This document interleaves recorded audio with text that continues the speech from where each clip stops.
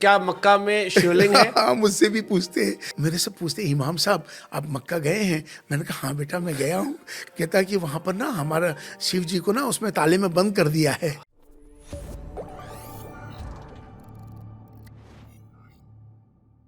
कि आमतौर पे हाँ। मुझसे बहुत सारे हैं मेरे हाँ, मतलब कई बार हिंदी। लोग पूछते थे कि क्या मक्का में शिवलिंग है? हाँ, मुझसे भी पूछते हैं, मेरे से जो जुड़े लोग हैं हिंदू हाँ। मेरे से पूछते हैं, इमाम साहब आप मक्का गए हैं? मैंने कहा हाँ बेटा मैं गया हूँ। कहता है कि वहाँ पर ना हमारा शिव जी को ना उसमें ताले में बंद कर दिया है। हाँ। अच्छा, मैंने कहा शिव जी को ताले में बंद किया जा सकता है? कहने लगा हाँ हाँ ऐसा मानना है कि वो जो बैतुल्ला है उसके अंदर शिव जी को कैद कर दिया है। तो मैंने कहा नहीं बेटा वहाँ अंदर कुछ नहीं है, वो एक कमरा है सिर्फ, जो कि साल के अंदर बादशाह 2 बार जाते हैं। बादशाह को इसलिए सऊदी अरब के जो बादशाह है उनको बादशाह नहीं कहा जाता, उनको खादिमुल हरमैन शरीफैन कहा जाता है।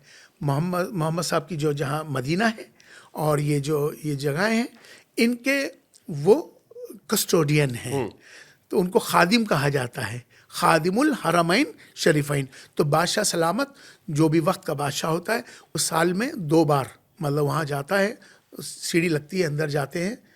अंदर जाने के बाद एक कमरा है और उस कमरे के अंदर वो जाके उसकी सफाई करते हैं, खुशबू लगाना, सफाई करना साल में 2 बार। तो वहाँ उस कमरे में कुछ नहीं है, वो एक इबादत की तो जगह है। आपने क्या डिस्कवर किया कि ये सवाल क्यों आया कि मक्का के अंदर शिवलिंग है? हाँ, मुझसे चूंकि क्या है ना, हमारे यहाँ क्या ना बता तो नहीं कि सोशल मीडिया पर ना एक बात को डाल दिया जाए तो लोग उसको बगैर पढ़े और बगैर समझे उसको मान लेते हैं। हमारे यहाँ बड़ी ऐसी धारणाएं बनी हुई हैं और काट काट के भी वायरल कर देते हैं। और वायरल कर देते हैं। वहाँ पर कुछ नहीं है, वो खाली है। वो सारी एक परिक्रमा करते हैं लोग, उसकी परिक्रमा करते हैं और इबादत करते हैं, बस। वहाँ पर कोई मूर्ति नहीं है। पहले हाँ होती थी, ये बात सही है, ये तो बात सही जो है। उस जमाने में उस जमाने में चूंकि 300 प्लस बुत, हाँ। 365 मूर्ति, हाँ। मतलब 365 दिन है, तो 365 मूर्तियाँ वहाँ होती थी बहुत उस पहले। तो वहाँ से फिर उनको वो हटा दिया गया था। उसके बाद से खाली उस जगह का हुक्म आया कि इसको चूँकि उसको जो बैतुल्लाह को बनाने वाले वो भी हज़रत आदम अलैहिस्सलाम जो पहले प्रॉफिट थे जो इस दुनिया में आए, तो सबसे पहले जगह उसी को कहा गया कि आप एक कमरा तामीर करो। एक हुक्म आया था, तो ये उन्होंने हज़रत आदम अलैहिस्सलाम जो थे प्रॉफिट थे, उन्होंने उसको तामीर किया, उसको बनाया। वो सिलसिला वहाँ से चलता आ रहा है, वो हमेशा से उस जगह की बड़ी मान्यता है। तो लोग हज के दौरान उम्रा करने लोग जाते हैं, मतलब तो वहाँ जाकर उसकी परिक्रमा करते हैं, दुआएं मांगते हैं, उसको बैतुल्लाह कहते हैं। अब जैसे आपने जिक्र किया 365 वहाँ पर बुत थे और मक्का की भी हमने कहानी सुनी कि शायद इनिशियली वहीं पर सबसे सारा विरोध हुआ था। उस जमाने के जो शेख लोग थे उन्होंने विरोध किया, बाद में मक्का फतेह की पूरी कहानी अपनी आती है। तो ये उस वक्त वहाँ पर जैसे मैंने पूछा 365 बुत आप जिक्र कर रहे हैं, ये किसकी पूजा होती थी? अपनी किसी कोई रिलीजन था? जैसे कई लोग हिंदुज्म में भी हो सकता सोच ले कि हमारे देवी देवताओं को शायद उस टाइम पूछते। मुझे ऐसा ही लगता है जी। कि जिस तरह से हमारे भारत में, चूँकि भारत से ज़्यादा समझ में कहीं और ये समझा नहीं पाएगी बात। हाँ। भारत के अंदर चूँकि क्या होता है कि हम कहते हैं ना कुल देवता हैं, कुल देवी कुल देवता, मतलब उनके अपने अपने, सबके अलग अलग। सबके अपने अपने अलग अलग। उसी तरह का शायद ये कॉन्सेप्ट रहा होगा, लेकिन अभी वहाँ पर इस तरह का कोई कॉन्सेप्ट नहीं है। वहाँ सिर्फ जो है एक ईश्वर की इबादत होती है और वो ईश्वर जो निराकार है। ठीक है, मस्जिद का कॉन्सेप्ट क्या है? अच्छा, वेरी गुड क्वेश्चन। मस्जिद का कॉन्सेप्ट जो है जमा के माने, जहाँ सब एक जगह आके इकट्ठे होके इबादत करें, उसको मस्जिद कहते हैं। और इसकी स्टार्टिंग कब हुई थी?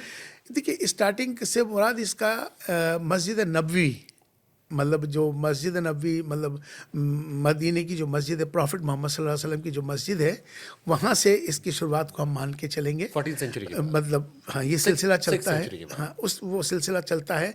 मस्जिद, पहली मस्जिद तो और भी हैं, लेकिन वो मस्जिद का कॉन्सेप्ट जो है, आपने जो सवाल किया, जो आपका मकसद है, जहाँ एक जगह सब इकट्ठे होकर मिलकर इबादत करें, उसको मस्जिद कहते हैं। नमाज एक होता है जामा मस्जिद। जी। हमारे यहाँ 5 टाइम के नमाज का कॉन्सेप्ट है। तो ये मस्जिद का, जामा मस्जिद का, ईदगाह का एक कॉन्सेप्ट है।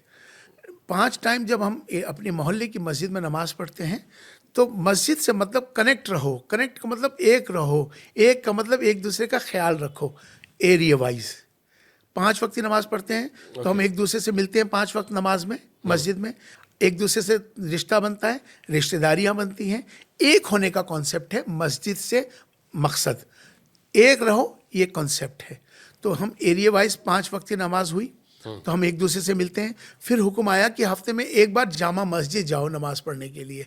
तो उसका कॉन्सेप्ट था कि अब अपने चारों तरफ के एरिया से निकल के एक बड़े एरिया में जाओ जहाँ बड़ी मस्जिद हो, जामा मस्जिद हो। वहाँ पूरे आसपास के लोगों को एक हुक्म आया कि फ्राइडे के दिन आओ, यहाँ नमाज पढ़ो, वहाँ आपस में एक दूसरे से कनेक्ट हो, एक दूसरे से मिलो, एक दूसरे से रिश्तेदारियाँ करो, एक दूसरे के अच्छे में साथ रहो, सुख दुख में साथ रहो। अब दायरा बढ़ गया।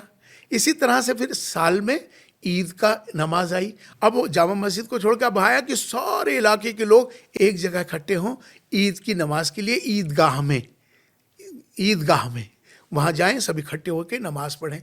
अब एक दूसरे से मुलाकात करें, एक दूसरे से कनेक्ट हो जाओ। फिर साल में फिर एक बार आया हज का समय, बैतुल्लाह। फिर पूरी दुनिया को कहा गया तुम अब एक जगह यहाँ इकट्ठे हो जाओ।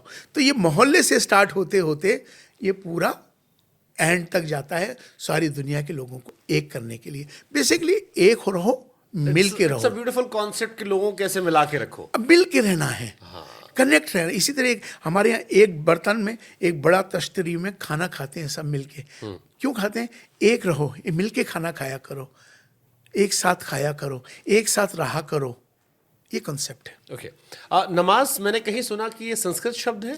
हाँ, यकीनन इस पे, चूंकि मैंने इस पे पहले भी बात रखी थी। हालांकि पूछने पहले मैं डर रहा था कि मेरे पाकिस्तान से फ्रेंड्स जो है नाराज ना हो जाए कि आप ये हर पाकिस्तान- चीज को संस्कृत से जोड़ देते हैं। नहीं नहीं, पाकिस्तान वालों को समझाने की ज़रूरत है। असल भारत का मुसलमान तो समझाया हुआ है, उन्हीं को असल ज़रूरत है। एक तो बांग्लादेशियों को समझाने की ज़रूरत है और एक पाकिस्तानियों को समझाने की ज़रूरत है। ये जिस दिन ये समझ जाएंगे ना तो उस दिन सब कुछ बढ़िया हो जाएगा। अब आते हैं नमाज की तरफ। तो नमाज क्या है? बेसिकली नमाज जो है फारसी का भी एक शब्द है, लेकिन असल शब्द ये संस्कृत का शब्द है। देखिए, नमाज को तो वो पहले भी जानते हैं, चूँकि ये सब भारत के हिस्सा हैं। वो जो आज पाकिस्तान एक बॉर्डर, एक लाइन खिंच गई है ना, वो एक अलग बात है ना, लेकिन हैं तो सब एक ही। बांग्लादेश एक लाइन खिंच गई है, लेकिन हैं तो सब एक ही, और एक ही है ना। हमारे संस्कार, हमारी संस्कृति तो एक ही है ना, हमारी संस्कृति एक ही है, अलग नहीं है। तो हमारा रहना, खाना, पीना, चलना, एक जुबान, वो सब एक ही है। तो अरबी में कहते हैं सलाह, अरबी में कहते हैं सलाह, संस्कृत में कहते हैं नमाज। नमः, नमः माने झुकना, अज माने ईश्वर, ईश्वर के सामने सरेंडर होना, ईश्वर के सामने झुकना, उसको नमाज कहते हैं। नमा माने झुकना, अज माने ईश्वर, ईश्वर के सामने झुकना, ईश्वर के सामने सरेंडर होना, उसे नमाज कहते हैं। वैसे तो आप भी नमाज पढ़ते हैं, नमाज तो हर आस्तिक पढ़ता है। जो आस्तिक है, किसी भी फॉर्म के सामने आप झुक रहे हैं, यकीनन उसी को तो नमाज कहते हैं।